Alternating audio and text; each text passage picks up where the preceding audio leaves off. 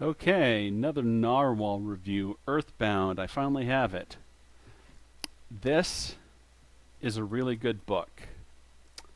I would rank it higher than Foreign Agent, and I liked Foreign Agent. I thought it was pretty good too, but this is this is really impressive.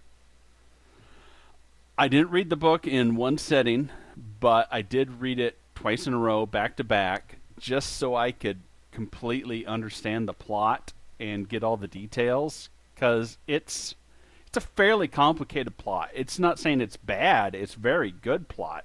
It's a very good plot, but it's complex and there's a lot going on.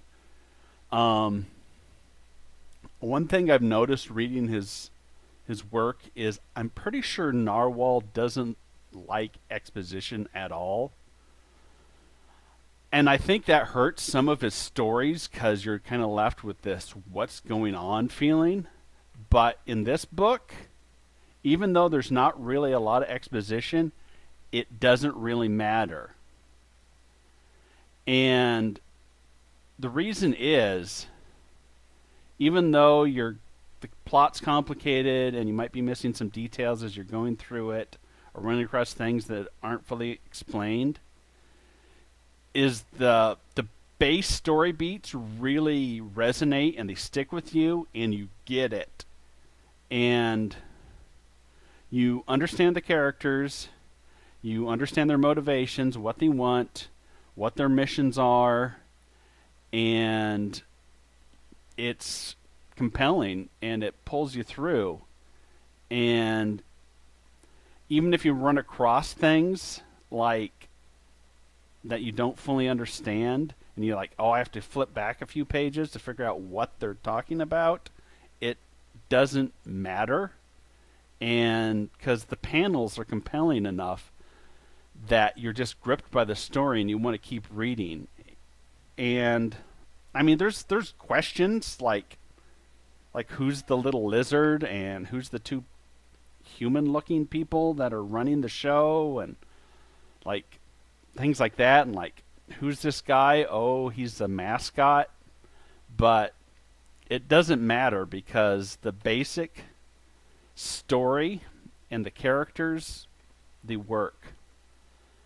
I think one of the reasons for that is setting it in a high school, and it's really well done. It's presented very authentically, in my opinion, and it's really relatable for most people. They get that scenario and that setting, and so you get it, even if you're not getting everything. And it's kind of funny because 499, the book he did with your boy Zach, also had a high school setting, but it didn't resonate at all for me. And I don't know if that's because it's like kind of in an alter world, that's filled with war, and that just made it cockeyed enough that you didn't really, feel at home in that world, and it didn't feel familiar.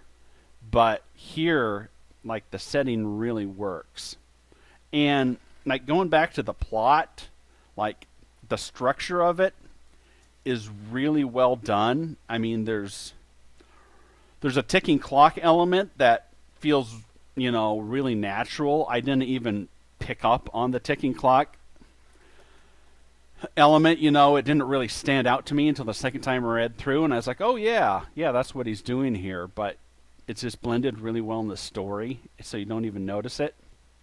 And there's rising tension, and things are slowly building, and so the tension and the stakes are going up perfectly, just how you want them to. And even though this is a cliffhanger book, I didn't mind it. Normally, a cliffhanger ending kind of bugs me, but it sets things up so well for the second book. You're kind of hyped and ready to go into the second one. Now, of course, I just got this book, and I think it came out like 2 years before. So if I would have had to wait 2 years, maybe I would have felt differently. But I'm just glad that even though I didn't get to read it a couple years earlier, I've got the first round here, and I've still got Earthbound 2 waiting for me. So far, so good. I'm really looking forward to how this ends in the sequel. And That's my review. Thumbs up for Narwhal.